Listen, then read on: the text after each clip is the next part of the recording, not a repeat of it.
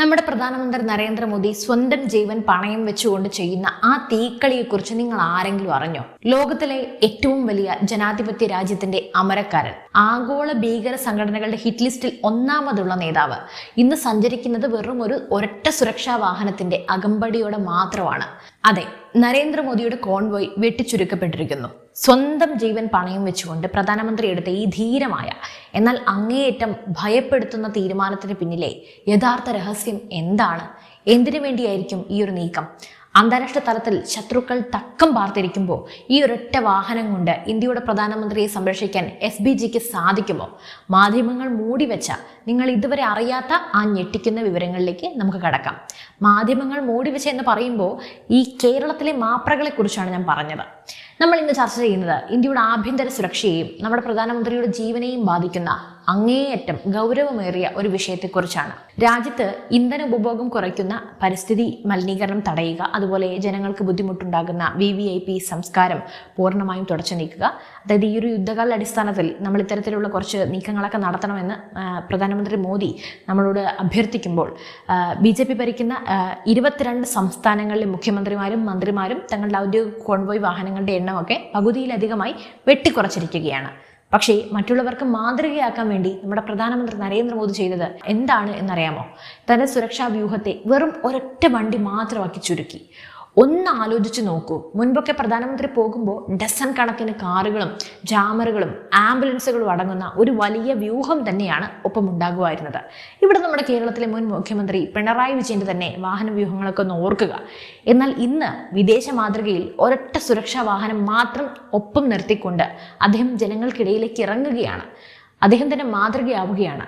ഉത്തരേന്ത്യൻ മാധ്യമങ്ങളിൽ ഇത് വലിയ രീതിയിൽ ചർച്ചാ വിഷയമായി കഴിഞ്ഞു. എന്നാൽ നമ്മുടെ കേരളത്തിലെ മാധ്യമങ്ങളുടെ അവസ്ഥ എന്താണ്? ഇവിടെ നിലവിലെ ഏത് നേതാവ് ഒന്ന് തുമ്മിയാലോ അല്ലെങ്കിൽ ഭരണപക്ഷത്തെ ഒരു മന്ത്രി അനങ്ങിയാലോ അത് ബ്രേക്കിംഗ് ന്യൂസ് ആക്കുന്ന മാധ്യമങ്ങൾ രാജ്യത്തിന്റെ പ്രധാനമന്ത്രി സ്വന്തം ജീവൻ പണയം വെച്ച് എടുത്ത ഈ ഒരു ചരിത്രപരമായ തീരുമാനത്തെക്കുറിച്ച് ഒരു വരി വാർത്ത പോലും നൽകാൻ തയ്യാറായിട്ടില്ല.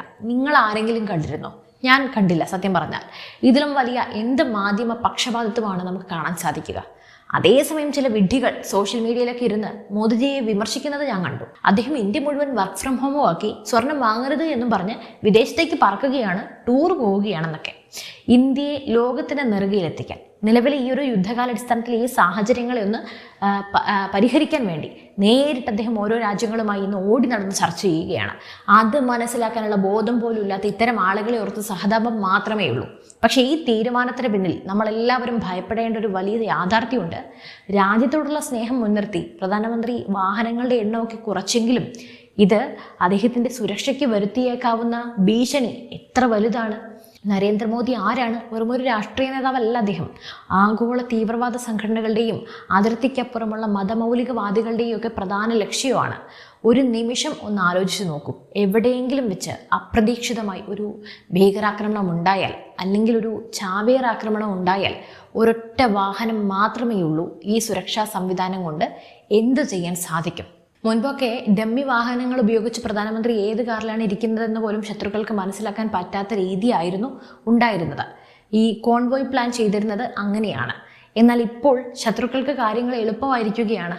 ഒരൊറ്റ വാഹനം മാത്രം ലക്ഷ്യം വെച്ചാൽ മതി. നമ്മുടെ ഇവിടുത്തെ പെട്രോൾ ഡീസൽ അരക്ഷിതാവസ്ഥ മറികടക്കാൻ വേണ്ടി അദ്ദേഹം തന്നെ മാതൃകയാക്കുകയാണ്. എന്നാൽ സ്വന്തം ജീവൻ എത്രത്തോളം ഇത് ഭീകരമാണെന്ന് നമുക്ക് തന്നെ ചിന്തിച്ചാൽ മനസ്സിലാവുമല്ലോ. അടുത്തിടെ പ്രധാനമന്ത്രി പ്രസംഗിക്കാൻ നിശ്ചയിച്ചിരുന്ന ഒരു വേദിയുടെ തൊട്ടടുത്ത് നിന്നും ജലാറ്റിൻ സ്റ്റിക്ക് ശേഖരം സുരക്ഷാ ഏജൻസികളൊക്കെ കണ്ടെടുത്ത വാർത്ത നമ്മൾ അറിഞ്ഞതാണ്. ശത്രുക്കൾ എത്രത്തോളം ആസൂത്രിതമായിട്ടാണ് നീങ്ങുന്നത് എന്നതിൻ്റെ തെളിവാണിത്. എന്നിട്ടും സ്വന്തം ജീവനേക്കാൾ വലുത് രാജ്യത്തിൻ്റെ സുരക്ഷയാണെന്നാണ് അദ്ദേഹം പറയുന്നത്. ഇങ്ങനെ ഏതെങ്കിലും ഒരു പ്രധാനമന്ത്രി ഇവിടെ നടന്നിട്ടുണ്ടോ? എന്തിന് മുഖ്യമന്ത്രിമാർ പോലും ഇവിടെ കാണിക്കുന്ന അഹങ്കാരവും ഗർവവും നമ്മൾ കണ്ടനുഭവിച്ചതാണ്. അപ്പോൾ നരേന്ദ്രമോദിക്കെതിരെയുള്ള ഭീഷണികൾ ഇന്നോ ഇന്നലെയോ തുടങ്ങിയതുമല്ല. ചരിത്രത്തിലേക്ക് നമ്മൾ കണ്ണോടിച്ചാൽ എത്രയോ തവണയാണ് അദ്ദേഹം മരണത്തിൻ്റെ വക്താക്കളുടെ മുന്നിൽ നിന്നും അത്ഭുതകരമായി രക്ഷപ്പെട്ടിട്ടുള്ളത്. നമുക്ക് ആ ടൈം ലൈൻ ഒന്ന് പരിശോധിക്കാം.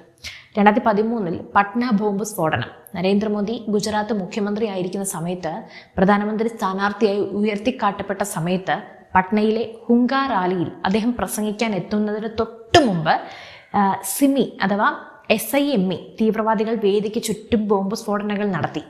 അന്ന് 6 നിരപരാധികളാണ് കൊല്ലപ്പെട്ടത്. 100-ൽ-അധികം പേർക്ക് പരിക്കേറ്റു. ചോരപ്പുഴ ഒഴുക്കിയിട്ടും മോദിയെ തളർത്താൻ അവർക്കായില്ല. ഇനി 2015-ൽ വാട്സപ്പ് ഭീഷണി വന്നു. പ്രധാനമന്ത്രി പങ്കെടുത്ത പൊതുയോഗ വേദി ബോംബ് വെച്ച് തകർക്കുമെന്ന് അതീവ രഹസ്യ സ്വഭാവമുള്ള വാട്സപ്പ് ഭീഷണി സന്ദേശമാണ് സുരക്ഷാ ഏജൻസികൾക്ക് ലഭിച്ചത്. രാജ്യം മുഴുവൻ നടുങ്ങിയ നിമിഷമായിരുന്നു അത്.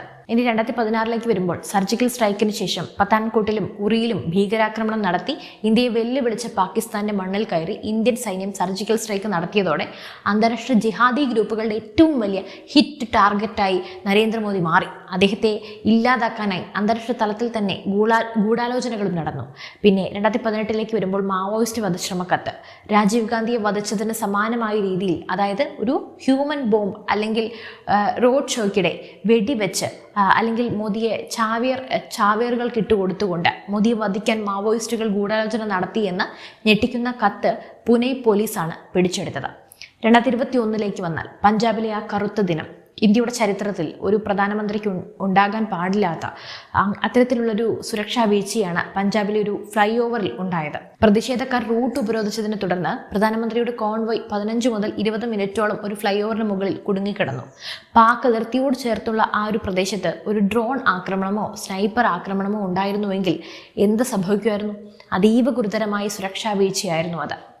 ഇനി 2025-ലേക്ക് വന്നാൽ ഏറ്റവും പുതിയ ഭീഷണികൾ. കഴിഞ്ഞ വർഷം പോലും ഭീഷണികൾ ഒഴിഞ്ഞു പോയിട്ടില്ല.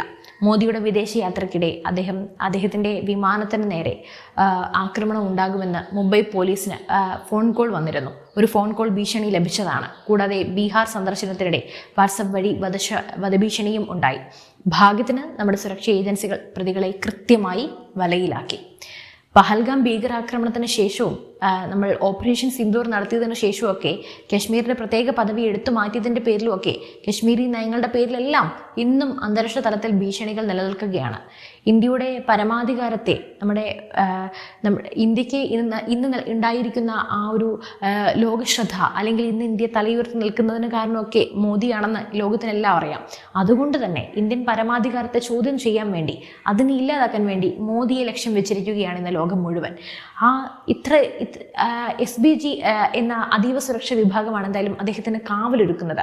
Bullet proof BMW range rover വാഹനങ്ങൾ, സാറ്റലൈറ്റ് കമ്മ്യൂണിക്കേഷനുള്ള ജാമറുകൾ, അത്യാധുനിക ആന്റി ഡ്രോൺ സംവിധാനങ്ങൾ, അത്യാധുനിക ആയുധങ്ങൾ ഏന്തിയ സ്നൈപ്പർമാർ എന്നിവയെല്ലാം ഈ സുരക്ഷയുടെ ഭാഗമാണ്.